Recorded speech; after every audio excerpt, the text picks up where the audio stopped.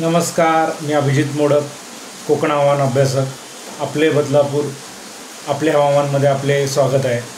तर आजचं bulletin update आपलं असं आहे की आजही आपण काल सांगितल्याप्रमाणे आपल्याकडे आज मुसळधार पाऊसच्या सरी आपल्याला दिवसभर अनुभवायला मिळाल्या आणि जसं आपण सांगितल्याप्रमाणे मध्ये मध्ये पाऊस हा थांबतही होता.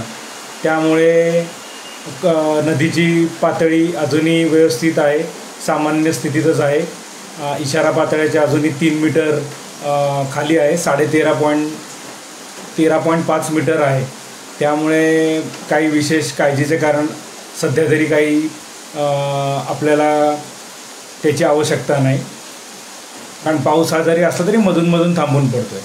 तर दिवसभरामध्ये आपल्याकडे आज बदलापूरमध्ये 104 मिलीमीटर पावसाची नोंद करण्यात आली आत्तापर्यंत, म्हणजे आपण लाईव्ह जावत आहोत तोपर्यंत. आणि आतासुद्धा बाहेर हलका पाऊस ते हलका ते मध्यम पाऊस सुरू आहे आणि असाच रात्रभर अधूनमधून जोरदार पाऊस आणि वादळी वाऱ्यासह पाऊस आपल्याला अनुभवायला मिळेल. आजसुद्धा वाऱ्याचा वेग आपल्याकडे ताशी 55 ते 60 किलोमीटर प्रति तास एवढ्या जोराने वारे आज आपले वाहत होते. त्यामुळे तसाच अनुभव उद्याही राहील आणि उद्याही आपल्याकडे जोरदार पाऊस पडण्याची जे आपण काल सांगितलं होतं त्याप्रमाणे उद्यासुद्धा आपल्याकडे मुसळधार पाऊस असणार आहे, पण मध्ये मध्ये थोडासा कमी होईल. पण आजच्या मुकाबले उद्या जरा अजून पावसाचा जोर वाढण्याची शक्यता आहे.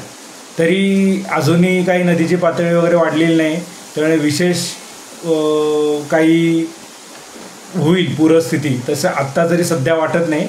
तरी उद्या दिवसभर आपल्याला कसा पाऊस होतो त्याच्यावर आपल्याला पाहायचं आहे.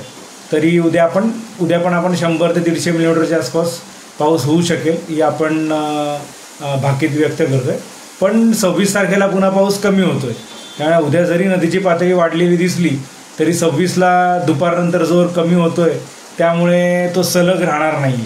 त्यामुळे सलग राहणार नसल्यामुळे काही विशेष वाईट परिस्थिती का बिकट परिस्थिती यायची शक्यता सध्या तरी काय वाटत नाही.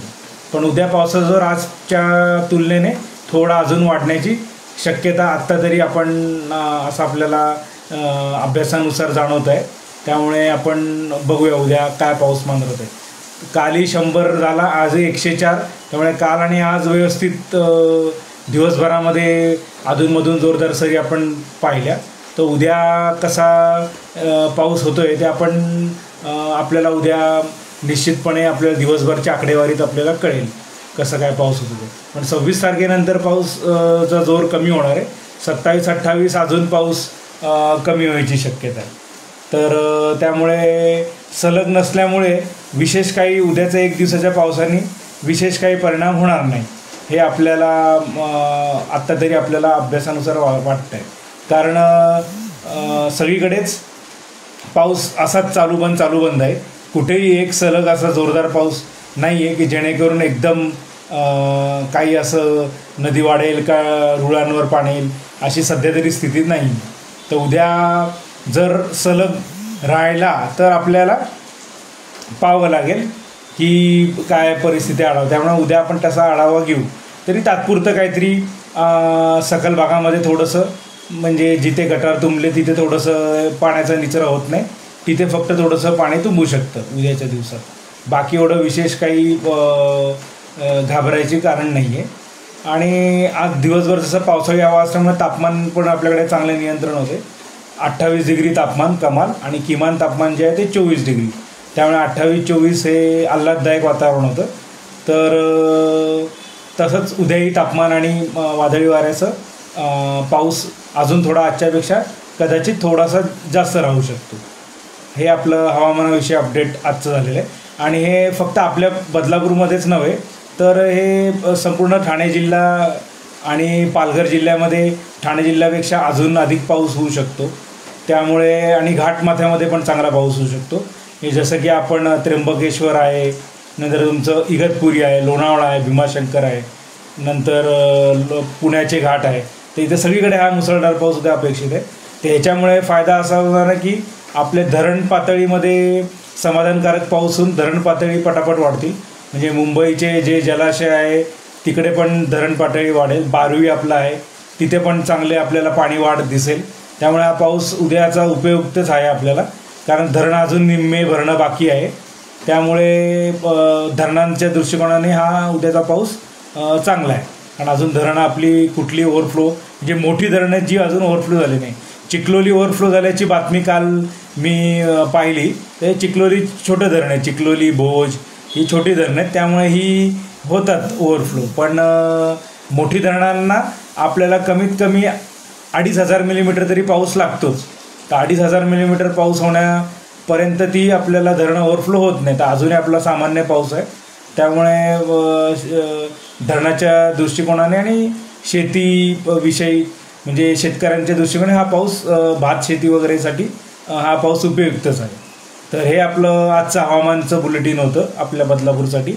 आणि आपल्याला काही प्रश्न असतील की अजून काही माहिती हवी असेल तर आपण कमेंटमध्ये विचारू शकता. मग ते प्रश्न आपण त्याप्रमाणे उद्या आपण त्याचं उत्तर द्यायचा प्रयत्न करू. आणि ही जर माहिती तुम्हाला आवडत असेल तर कृपया करून हे आपण लाईक करा, फॉलो करा आपल्या बदलापूर पेजला.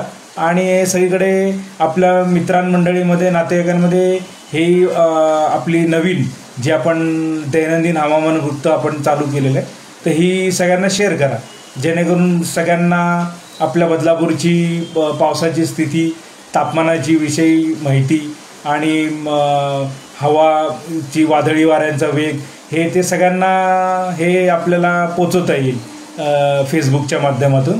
तर हे एक चांगलं आपल्याला त्यामुळे ही माहिती पोचवण्यासाठी हे चांगलं साधन ठरेल. आणि माझं स्वतःचं हवामान अभ्यासाचं माझं ट्विटर अकाउंट आहेच. तर ते तुम्ही मला मीट_अभिजित हे ट्विटर हँडलला मला फॉलो करू शकता. तिथे आपण सगळंच अपडेट देतो. पूर्ण कोकण विषयीचे सगळे घाटमाथ्याचे पाऊस, आकडेवारी, ते सगळे आपले माझा अभ्यास जो चालू असतो ते तिकडे सगळे अपडेट्स तुम्हाला ते मिळतच राहतील. तर आशा करतो आजची माहिती आपल्याला सगळ्यांना आवडली असेल. आणि उद्या आपण पुन्हा भेटूया याच वेळेस 10:15च्या आसपास आपल्या बदलापूरमध्ये. धन्यवाद.